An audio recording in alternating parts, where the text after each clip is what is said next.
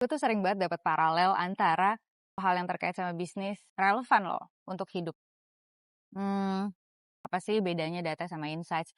Data adalah catatan atas fakta yang terjadi tanpa ada konteks, tanpa ada reasoning, tanpa ada interpretasi. Insights lah interpretasinya. Jadi contoh, kalau misalnya kita ngebahas tentang, oh ada 5 leads nggak jadi convert. Itu kan netral ya, maksudnya itu hanya catatan aja. Tapi kalau 5 dari 10 leads atau 50% dari leads tidak jadi convert karena pricingnya mahal, then it says different story. Dan setelah kita udah bisa menginterpretasikan data melalui insight, maka akan ditentukanlah next step atau action items apa, ya kan? Planning kita ke depan gimana.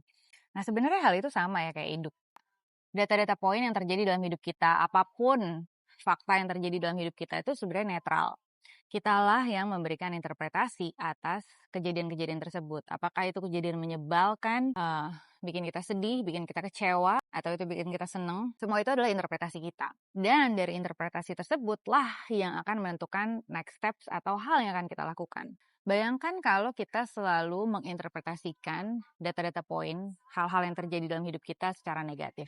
Kira-kira action items kita akan kayak gimana? Bagaimana cara kita akan bersikap kalau kita memandang semuanya dengan insight yang negatif ya? Begitu juga sebaliknya. Bagaimana jika data-data poin atau fakta-fakta yang terjadi kita artikan secara positif hingga next steps yang kita ambil juga positif.